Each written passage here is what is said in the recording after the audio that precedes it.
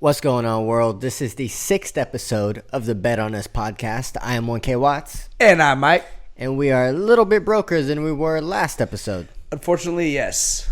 Go ahead. I just lost some money on betting on the USA team to beat Japan. That may be my fault. Yeah. See, the problem is I get excited and I send it to the group text as if you guys are going to copy what I did, and then we all lose money. I know. I don't know why I buy into your parlays, bro, because I lose on that shit. But like, goddamn, dude, I was feeling so good about it. Trey Turner was going off. That's what I'm saying. I thought we were winning that. How good do the parlays look before the game happens? Yeah. And then it's a tough one. Halfway through the game, you're like, what the fuck was Jeff cooking? Yeah. You know? Yeah. I could never listen to you. Yeah. It's every time you suggest a bet, I needed the complete opposite.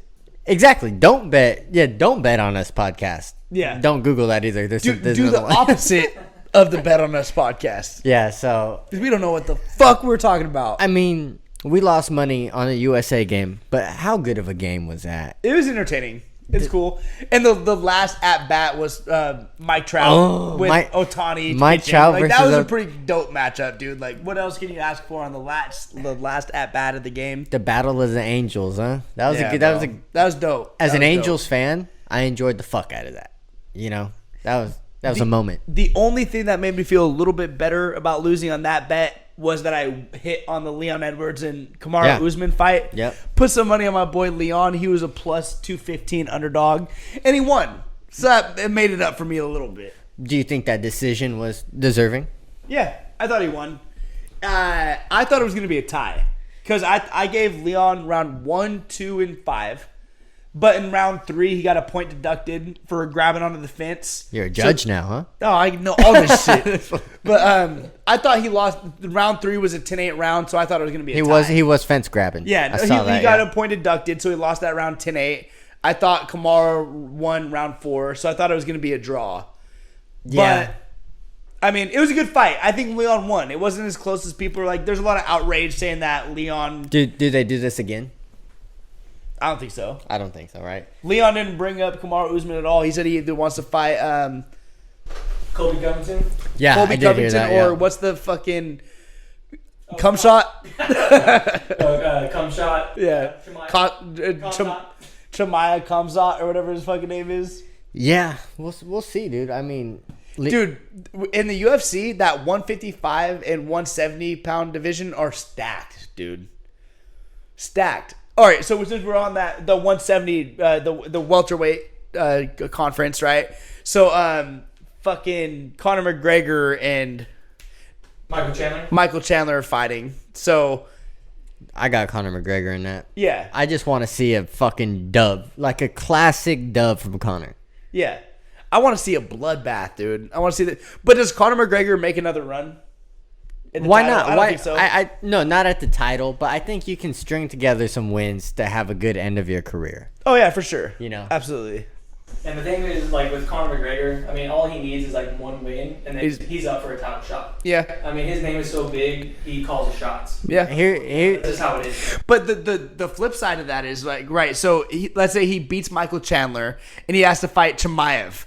That fool is gonna mop the floor with Conor. Any wrestler he fights. Yeah, dude. That's why. Like, yeah, dude. It's gonna be bad. The thing is, Michael Chandler can wrestle, but he's not going to end up with him and give the people what they want. Yeah. Here's the fact of the matter with Conor. He doesn't even have to win a fight. Everyone's gonna buy a title fight if he's. You could just throw him in one right now. Everyone's buying it. Oh yeah. He's a draw. He's a hell of an entertainer. He gets sales. He's the Mayweather of the UFC. Yeah, for sure. What about the Ultimate Fighter that is about to come out? Are you guys pumped to watch that? I'm gonna watch it for sure. It's gonna be fun. I just totally. Oh, Justin Gaethje. Who's that dude that he just fought? Rafael Fiziev, which is an up-and-comer in the division. He had only had one loss before that fight, and I honestly put money on Gaethje. Yeah. But I was very skeptical on it, right? But dude, Fiziev is a sack. Fiziev is a dog, bro. So fucking fast. Yeah. So Justin Gaethje hits like a fucking Mack truck. But Fiziev was catching him in the first and second round with these crazy fast combos, dude, to where Gaethje didn't even see it coming and was just getting tagged up. Yeah. That guy will be back. Oh, yeah. I think he's pretty young, too. He's young, up and coming, very entertaining fighter. That was a hell of a fight. That whole card was pretty stacked. We got a bunch of good UFC cards coming up. We have Israel Adesanya and Alex Pereira. Okay, so I got Adesanya winning this. He should have won the last fight. Got off the fucking gas pedal at the end of that fight. And just got tagged. He Simple as that. He took it too lightly, dude. So the reason I'm going to bet on Alex instead of Izzy is because the only reason I bet on Leon Edwards instead of Usman, champs that get beat and have an immediate rematch are now like 3-13 against the champ who took the belt from them. So the likelihood that they're gonna win, it's a mindset thing, dude. You get beat, even if you almost won that fight. I think it's a psyche thing, dude. And with the Alex and the Izzy thing, Alex has beat Izzy 4 fucking times, dude, across 2 different sports. So how much does that mess with Adesanya's mindset? Here's my counter. Adesanya, I know this is going to sound crazy. Adesanya loves anime. This is like an anime buildup for him to like have his own thing, you know? You know how anime will have a huge battle scene at the end? Yeah. Of like somebody that fucking lost 1,000,000 times and now it's his chance. Yeah. I think he can flip this chip on his shoulder to really make it worthwhile. I think he wins. And he even said, fuck the title, I gotta beat Alex Pereira. This is like a personal thing now, you know? But sometimes especially in fighting, are there just certain athletes that just have your number? Because Izzy, I have no doubt that Izzy's a better mixed martial artist than Alex. But does Alex just have Izzy's number? Is it as simple as that? I think in some sports that's true. But I think Izzy really had that fight in the bag, their last fight. He just thought it was over. He didn't fucking press the gas. If you let off the gas, that's your own fault for losing that fight. Yeah. Yeah, it's unfortunate, dude, because, I mean, he was winning that fight. The whole fight. Almost argue, like, every round up until the last round, right? Same with Kamaru Usman versus Leon in their second fight when he lost the title. Just got tagged. He got head kicked Yeah. the last couple minutes of the 5th round, but he was whooping his ass the entire time. Yeah. You know what I mean? So it's like you could argue that Kamaru Usman's the more well-rounded, all-around better fighter, but it was just Leon's night. Yeah. You know, I mean, all 3 fights have gone the distance. Oh, I'm sorry, 2 of the 3 fights have gone the distance, but it's like I think every dog has his day, right? And that's what's so special about these professional sports, bro. Something can happen in the blink of an eye. Someone's a new champ. Especially fighting, dude. Especially fighting, because you could be getting mopped in a championship fight that's 25 minutes. Leon won in the second fight. Leon won the first round, lost the next 15 fucking minutes, and then all through the 5th round, bro, he was losing, and then a minute left, boom, headshot, dead, like you said, dude. He just like it's the blink of an eye. Yeah, bro, it's done. It could change like that. And that speech that his coach gave him in between the 4th and the 5th dude, round was chills. Like, chills, dude. Goosebumps, man. He's like, quit feeling sorry for yourself, man. Like, you gotta wake up right now. Yeah. Dude, and it's so, to piggyback off of that, right, like Leon had came out and said in the pre-fight conference leading up to this 3rd fight, said, no, that head kick, I was setting up the whole fight. I was setting that up the whole fight with those low kicks. I was throwing that low kick to the fucking body, into the legs. So I set that up the whole time. Or is that just him talking out his ass? I think there is actually some truth to that because you're doing something to his psyche. Every time you go here, he's going here. And when you go up with that, bro, it's just... Yeah, so I have to agree with you on that a little bit because in the 3rd fight on Saturday, Leon only threw a certain amount of punch. Like, he was not throwing to the head at all. No. He was throwing that left kick to the fucking body over and over and over, waiting to get Kamaru's hand to drop, right?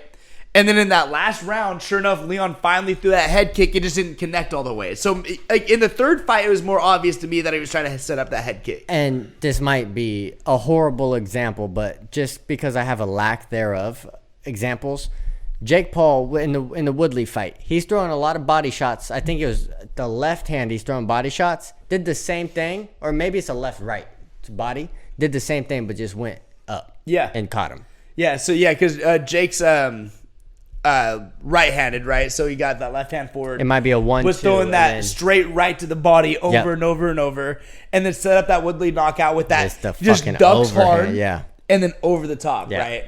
But then we saw Tommy Fury expose that because Tommy Fury, who's an experienced boxer, and like Jake Paul does what we call telegraphing punches, right? Because you could see his punch coming from a mile away. So some UFC fighter that's not a well-rounded boxer, you can take advantage of them with that. But then you fight a fucking Fury dude, he's a fury, Yeah, dude. yeah. Like those guys have been sparring. Ingrained in boxing. World class fighters their whole fucking life.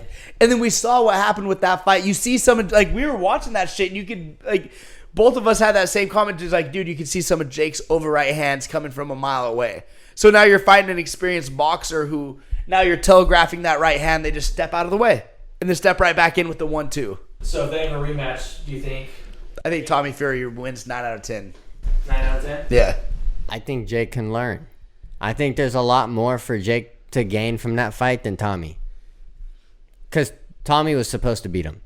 This wasn't supposed to be that close. I think Jake really, if you replay this back, take some time, learn and practice from what you just saw Tommy gave you, you'll win that fight, the next one.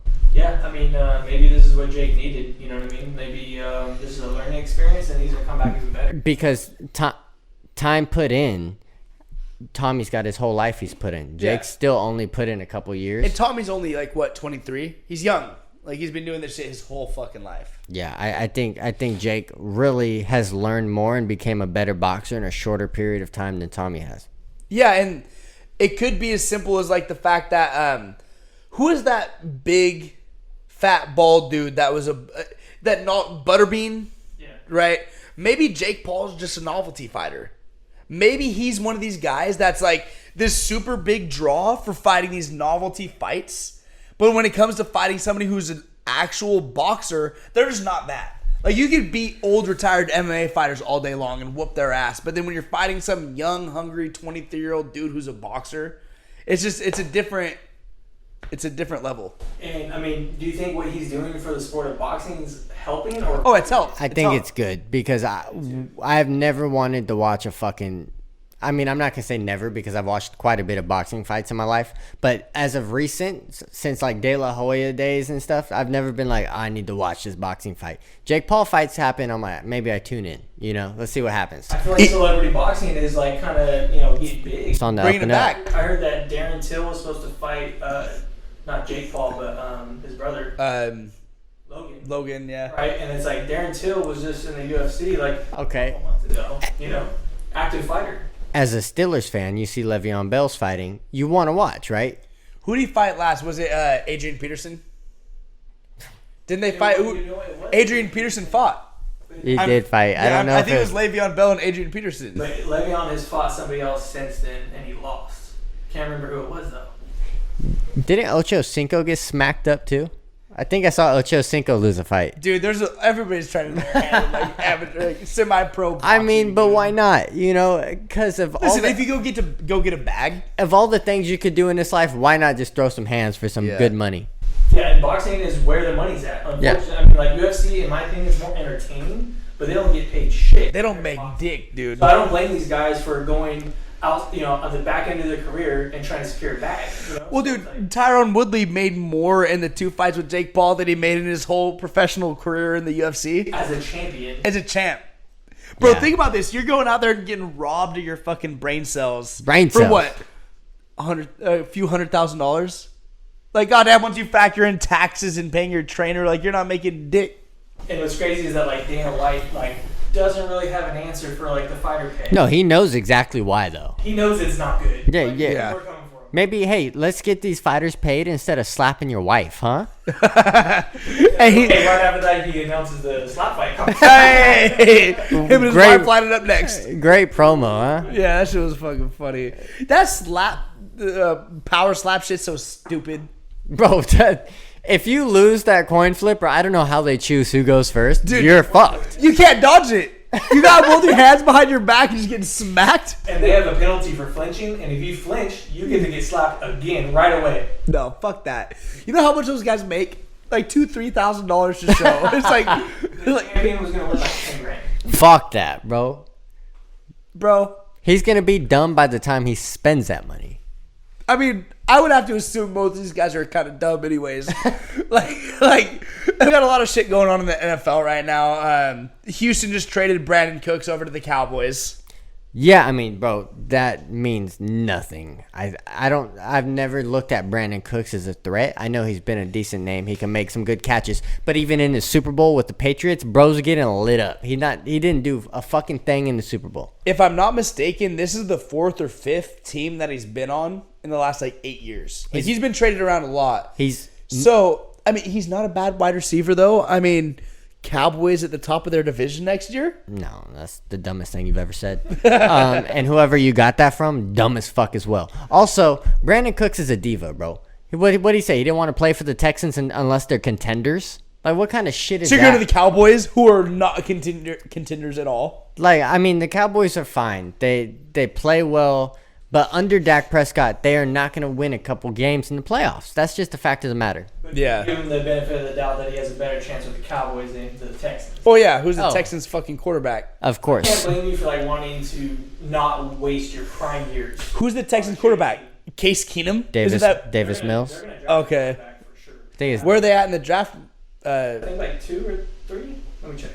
I don't yeah, know. they're probably going to get a top quarterback pick. So talking about Brandon Cooks saying he wanted to play for a contender, Adam Thielen just signed with the Carolina Panthers, and he was on a different sports show talking about how he signed with the Carolina Panthers because he genuinely believed that they had a chance to contend for a Super Bowl. I think they do. They got Miles Sanders Panthers? at running back now. The Panthers are stacking up. If they get a quarterback, They have that first overall pick. Who are they taking? I don't know. Bryce Young? Stroud? Regardless, they have a better chance than they did last year. You know, Yeah. they got pieces now. They're just ready to rock and roll. You know, and Yeah. I'm not done with that Cowboys situation either. The Cowboys just do not have what it takes to beat the Eagles twice. The Giants, especially the Giants right now, are up and coming. The Giants. Yeah, Daniel Jones is not intimidating at all to me. I like Daniel Jones' accuracy and passing decision making more than I like Dak's. Dak's regressing. Daniel Jones is progressing. Yeah. Dak's a mediocre quarterback. We've had this conversation many times. He's overpaid, average. And Ezekiel Elliott was too, and that's why they got rid of him. You know, Well, you can't pay him $16 million a fucking year to be a third down back. Look at what running backs are making right now. No running back's gotten paid this year. Yeah, it's really sad. I just heard Austin Eckler really bitching about it on some podcast. He's like, "You guys don't want to fucking pay me." And the sad part about that is Austin Eckler is one of the running backs that's still producing. Last year he had 18 touchdowns. The year before that, I believe he had 20. He's a producing running back. The market for running backs is shit.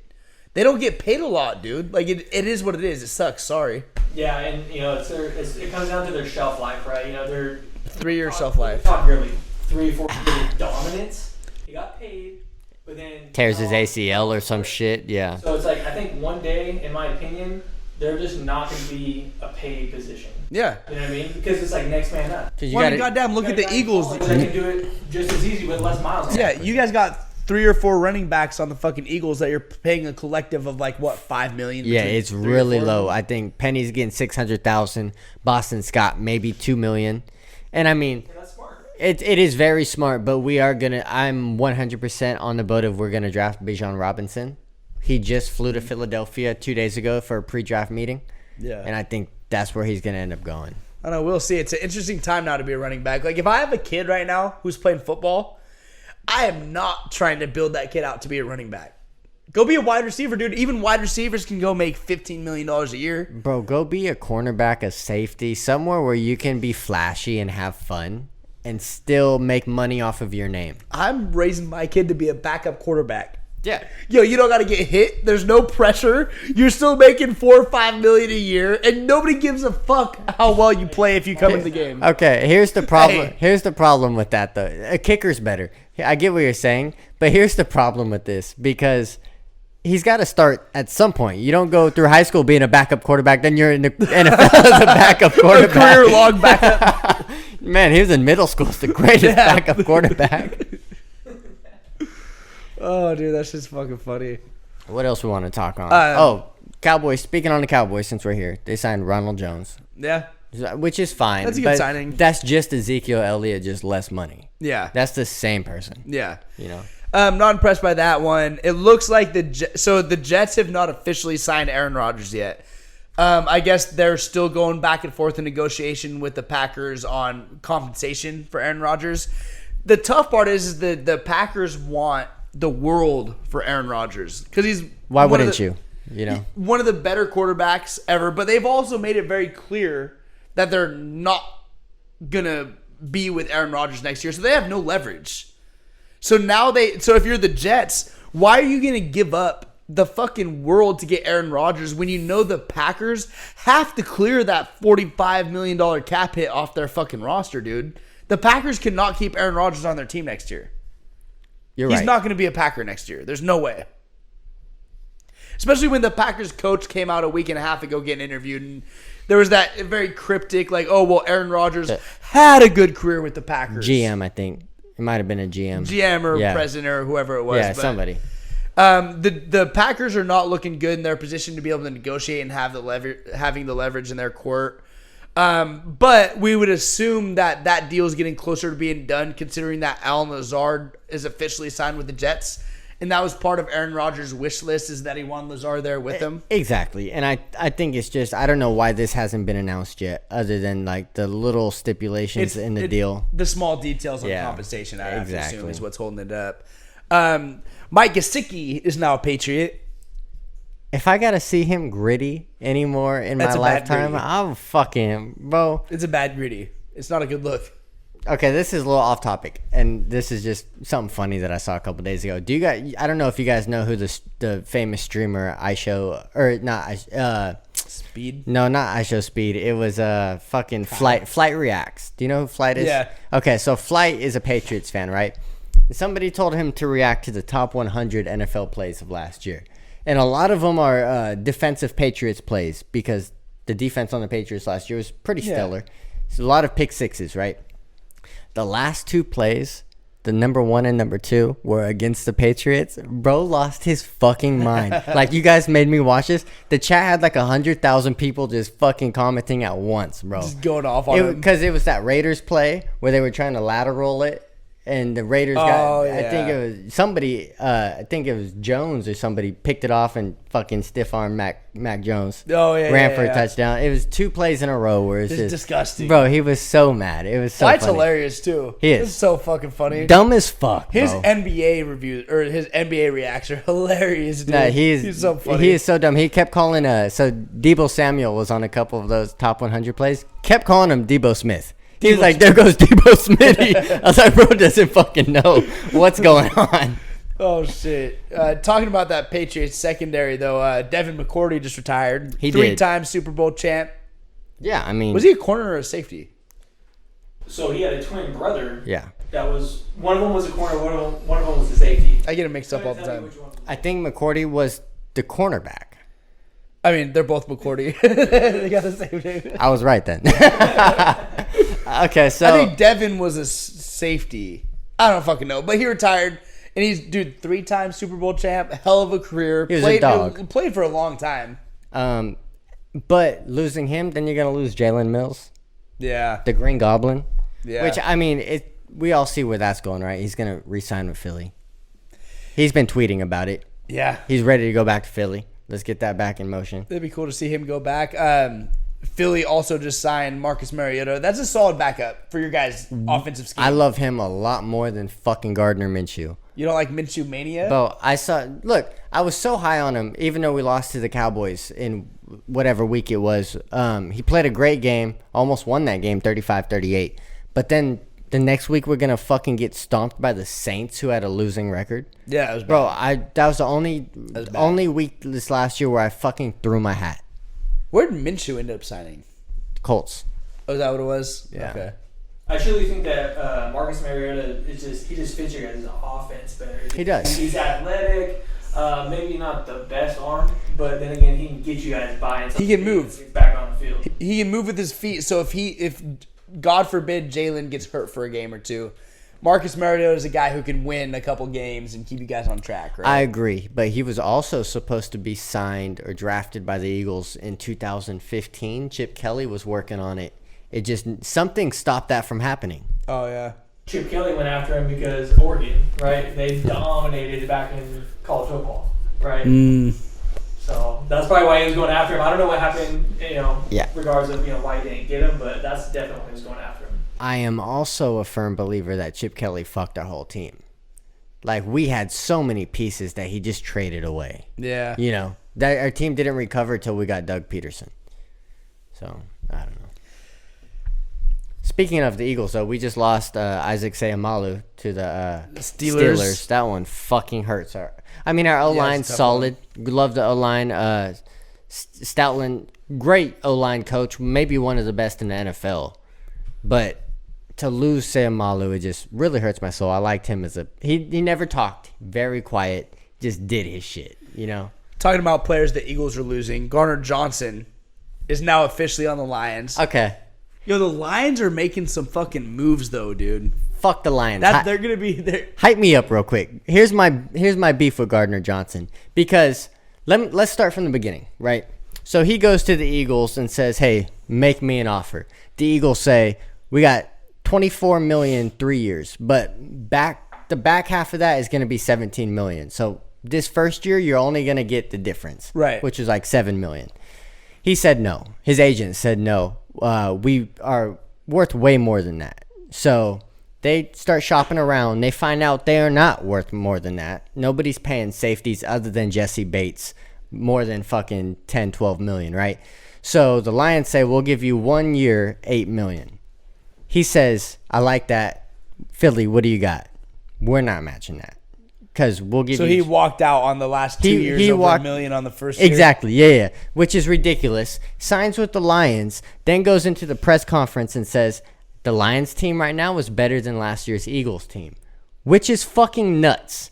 Eagles fans start going crazy on Twitter, and he's going to tweet, "Hurts, don't it?" Like, bro, yeah, like you, and then he's gonna be like, bitter. he's gonna be like, "How y'all rocking with me now, or how y'all hating on me now when you were rocking with me last week?" It's like, bro, you're low key. And here's my biggest issue: if you're gonna talk that shit, stand on it, bro. Deletes all of his tweets 10 seconds after they happen. Like, fucking be a man about it. Hold your nuts. Yeah, die in your sword, right? Yeah, stop talking shit if you ain't gonna stand on it.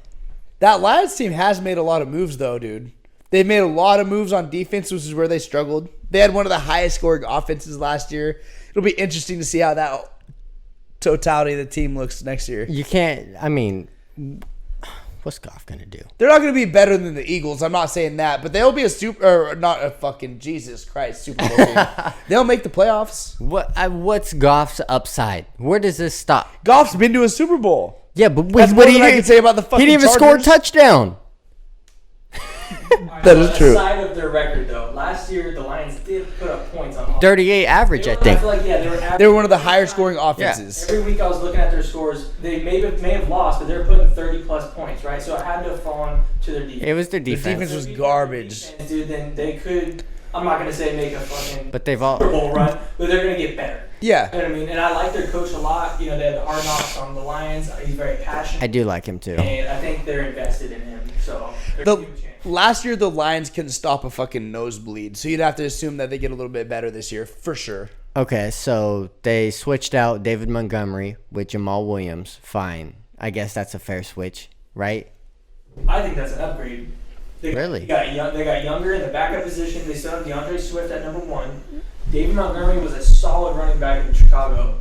So, I would rather have him than Jamal Williams. That's a good 1-2 punch, in my opinion. They made a couple other moves on the defensive side, too. I think they signed a linebacker, and I'm blanking on who the other people were that they signed right now, so I apologize for that. But I'll tell you guys this. Fucking roast me if I'm wrong, but the Lions organization will not win a Super Bowl. They're not built for it. We just talked about the Jets not being built for it. There are certain organizations that are fucking poverty, and Washington is one of them as well. yeah. Browns.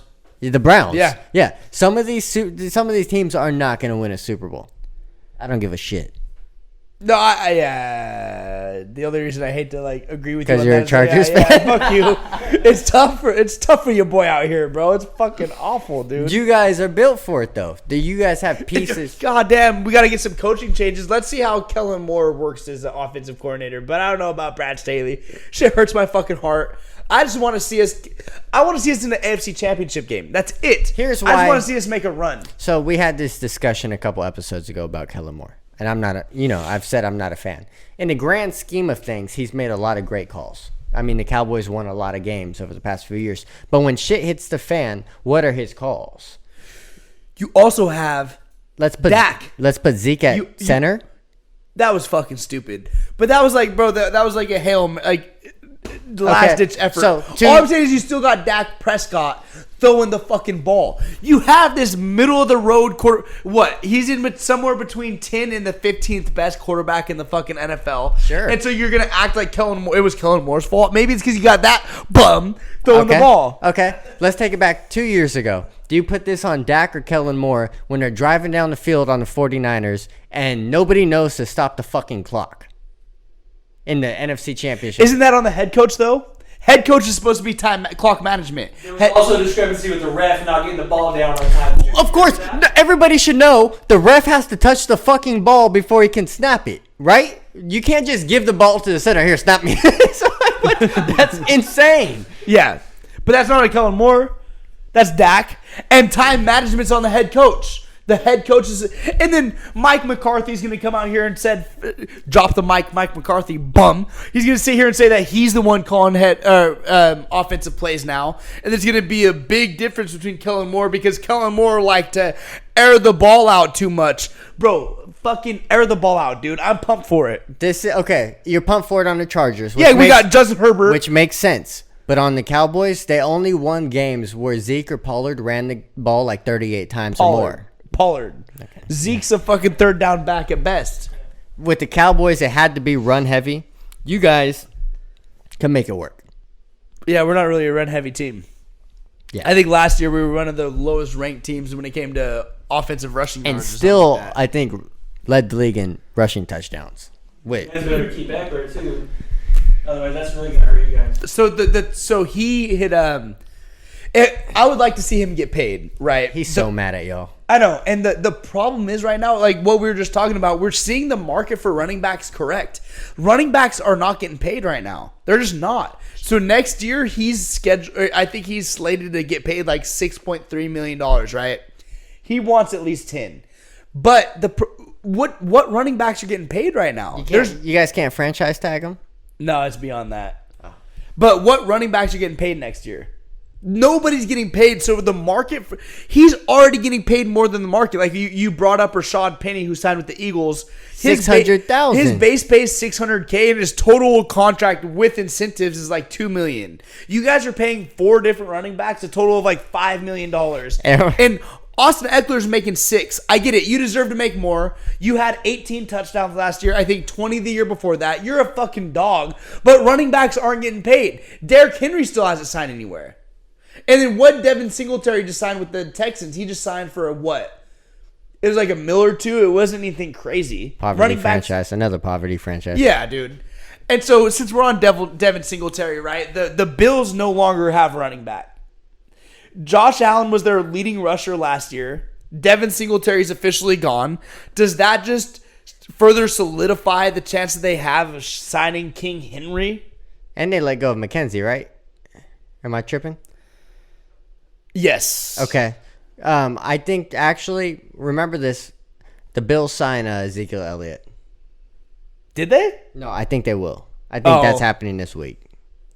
So the Bills just signed Damian Harris from the Patriots. So he's a younger back out of Alabama. He was on the Patriots, which they usually like to use like a 3 running back rotation type of deal. But he's solid. He's still pretty young. Does that bring down the chances of them signing Henry?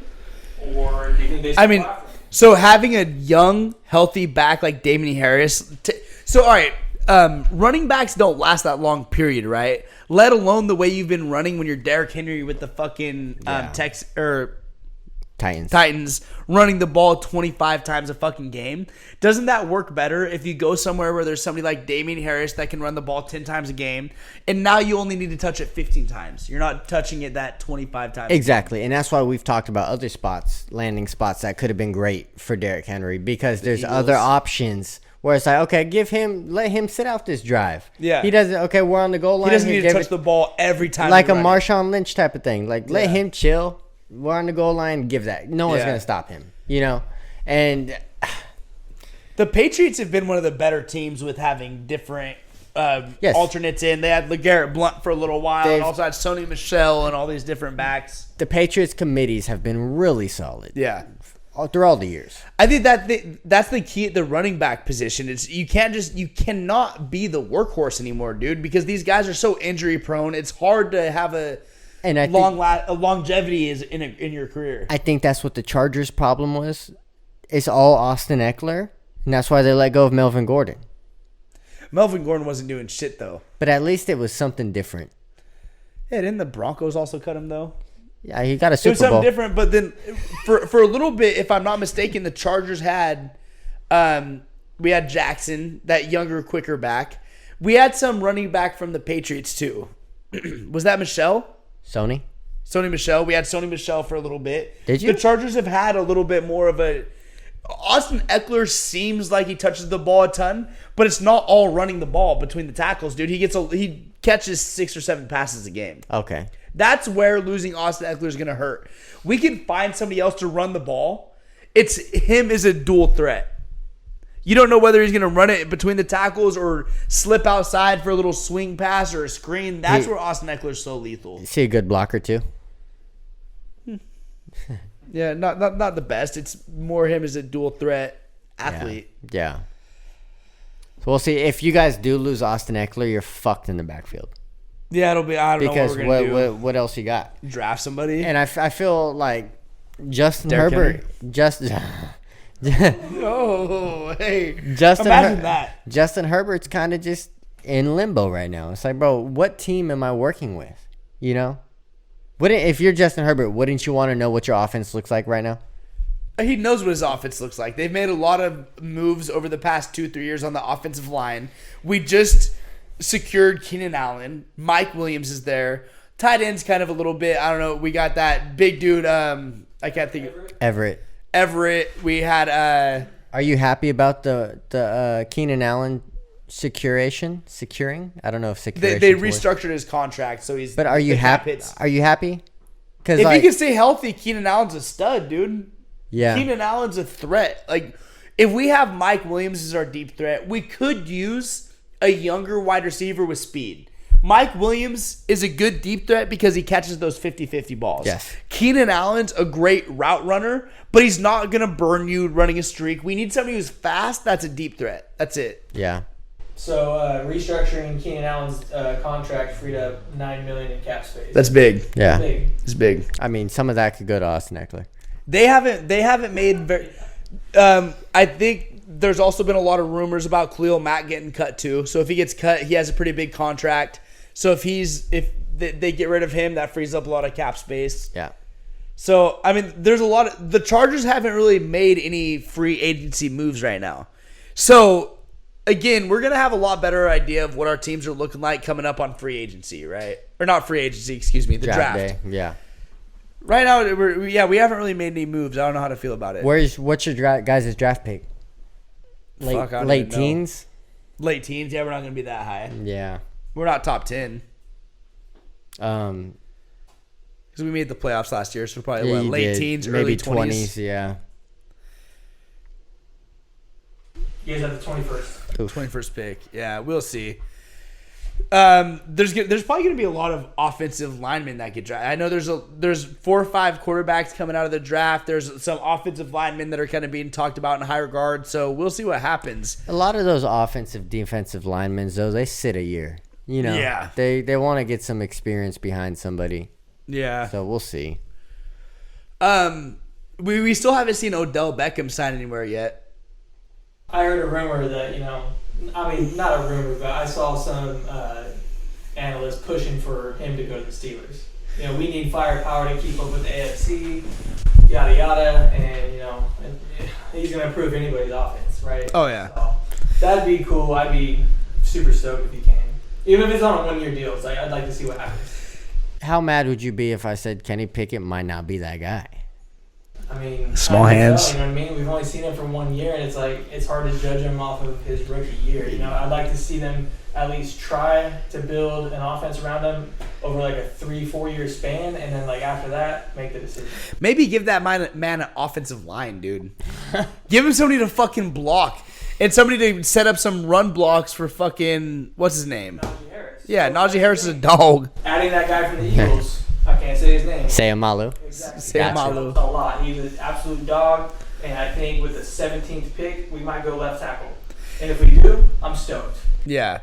So one of the big pieces of news about Odell not getting signed anywhere was what he was expecting for compensation, right? Yeah. There was a lot of reports coming out that saying Odell wanted at least $20 million a year to sign with anybody. And then he tweeted a couple days ago, 3 or 4 days ago, he said, I'm just confused where the quote is coming from saying that I wanted 20. All I'm saying is that 4 ain't enough. Okay, so let's play this game, right? Name me a receiver that's worth 8 to 10. Just because I'm an Eagles fan, Devontae Smith, when he has to get signed next year, what are we paying Devontae Smith? More than Odell. Whose production is probably 10 times the amount that Odell's will be. Devontae Smith had over 1,000 yards this year, had like 90 catches. Well, Devontae Smith is a young, healthy receiver. So that's where his... Okay. Odell is coming off the second ACL surgery on the same... Exactly. So say Devontae Smith gets paid 8 at the least. What, is Odell supposed to get paid more than 5? But he just got... Odell just had that pro day to where he was running routes and like working out in front of teams. And according to reports, he looked phenomenal. Bro, let me run some routes with nobody covering me. Jesus Christ. You know what I'm saying though? Yeah. Bro, if I tell you fucking run a 9 route and I just throw a deep one, you catching it. I could, but I also run a 5.4 40. Like, Jesus. You're not catching it one-handed either. I could try. Damn. But what I'm saying is He's no. 30 years old. What I'm saying is nobody's Yeah. fucking covering Which is him it? in these routes he's running. I think Odell, if he could go sign somewhere to where they have a dominant number 1, I think Odell's going to be a great number 2.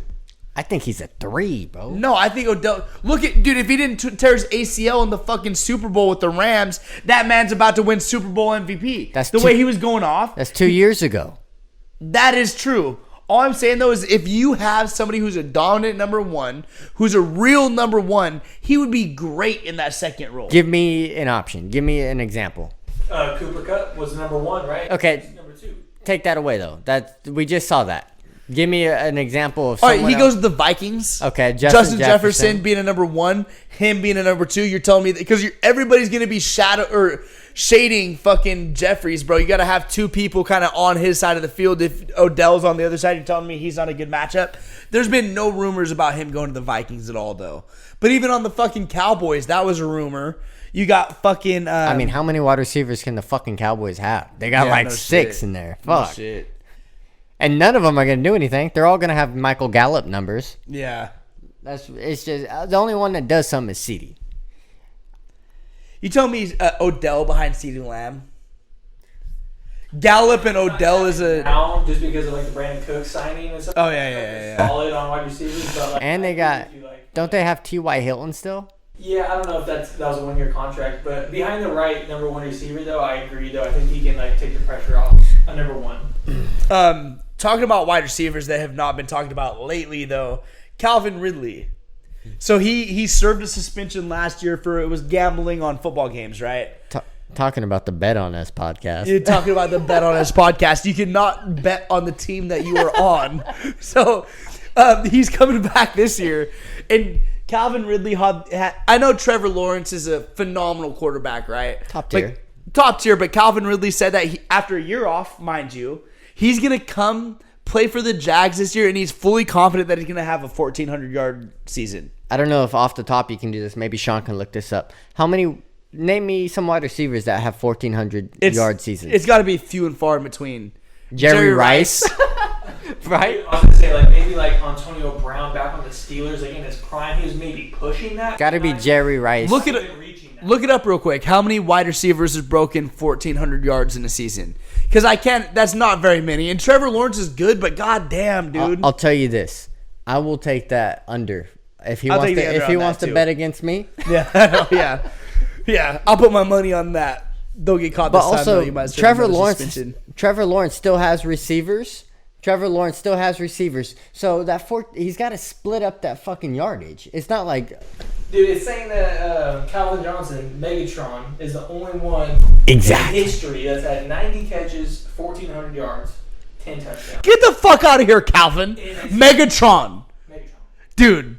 And Megatron only played for what? A couple. He only played he had a short season. It was like 7 or 8 seasons or some shit. He retired early. I was getting tired of being triple teamed. Yeah, no shit. And having Matt Stafford's fucking bum ass throw to him. So, Calvin Ridley's delusional. Obviously doesn't make the best decisions because he Pete Rosed himself. So, I mean, what are we talking about? You know, he's not getting 1,400 yards with Trevor Lawrence. No.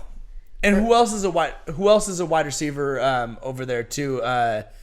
They got fucking Kirk. They have Christian Kirk. Yeah. Other than that, they have like Zay Brown. Zay was snapping though. There was somebody else that they had that was nice, I thought. I thought they might have let go of him. I know who you're talking about. Look that up for us real quick. Calvin Ridley is a good wide receiver though. He's a very talented wide receiver, but 1,400 yards in a season is a fucking bold statement. Last time we saw him play, he was a good wide receiver. Yeah, The time passes, bro. People get faster. This is a hard sport to miss a year or two from. Chark.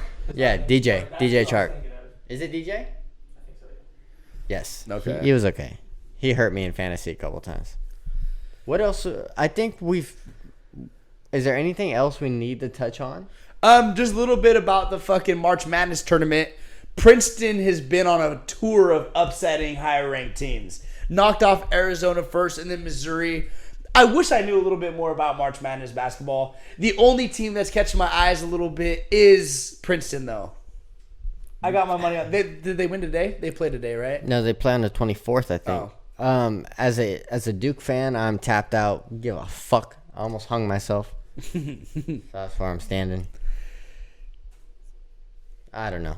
I think we've covered pretty much anything. The only thing I could think that we have left to talk about is the Rams front office came out and said that they were there are 3 players that they're sticking with next year, right? 3 players that are absolutely not up for grabs, not being traded, and that's Matt Stafford, Cooper Kupp, and Aaron Donald. That's their only 3 players. The only part that's surprising about that is a lot of people thought that the Rams are going to be moving in a different direction with Matt Stafford's health. Because he had that whole shoulder issue last year. Nobody really knew if he's going to come back and play this year. So that announcement kind of solidifies that Matt Stafford is playing again. But what that does for me is tells me that the Rams are going to be mid for a couple more years until you get rid of Stafford. He's not going to win a Super Bowl, bro. See, what the Rams did is they mortgaged their future on winning a Super Bowl. And guess what? They won the fucking Super Bowl. So now it's going to be interesting to see how they rebuild that team. It's going to be a long time. Yeah, I mean, we'll see how they kind of play everything out. And to mention on the Rams, do you guys think that they've been a little bit more quiet than they normally are in free agency? Cause they've not made any moves. Over the past couple of years, I mean, they were going after Von Miller, Bobby Wagner. I mean, the list goes on. They just let Bobby Wagner go. And Jalen Ramsey. You know, it's like they haven't really signed anybody this year that I've noticed. Because they have no draft capital. They don't, have no picks to fucking trade away. So they have no capital to trade away. They've already traded away all their picks for all those players. Here's the fact of the matter. Stafford's washed. Donald's going to retire. Cooper Kupp is about to get the Mike Trout treatment where you're this amazing talent or a talent and you're going to be stuck on a team that doesn't do shit for the next few years. Yeah, we'll see. I don't see the Rams doing anything significant next year. Like again, they have no capital to trade away. They have nothing left in the tank to be able to negotiate with. So, outside of that, I don't really think of I can't think of anything else that we have left to talk about. I mean, here's the upside of our podcast. We just shot one last Thursday. Mm-hmm. How much is going to happen over the weekend? We've touched on I think everything that's happened since then. Something crazy could happen Wednesday, Thursday. But the beauty of this is we can all link up Thursday. Shoot another episode. Get another one out, and we're solid. This is a weird time right now because all the free agency excitement for the NFL has kind of died down. There's really nothing big going on unless Derrick Henry signs somewhere, unless we have some big news about Odell. There's really nothing Or left that's exciting to happen. Aaron Rodgers. Yeah, it could be anything. But Aaron Rodgers, that deal seems like it's kind of done. We're just waiting for the official announcement. It's a sad time for football right now. All we have left to talk about is maybe a little bit more March Madness.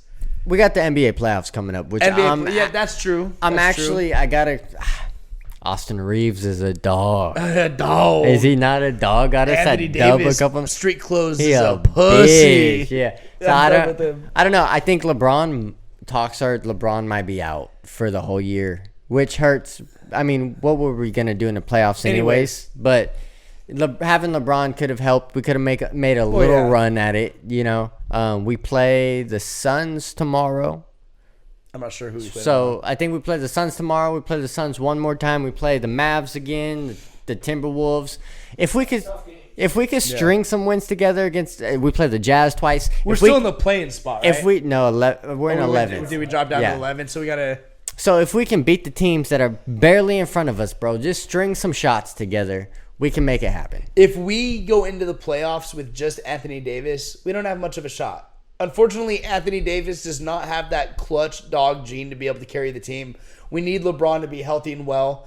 It's just sad because I felt like after the trade deadline, we made so many good moves on the Lakers with some different additions that we had made to where we looked a lot better after the trade deadline.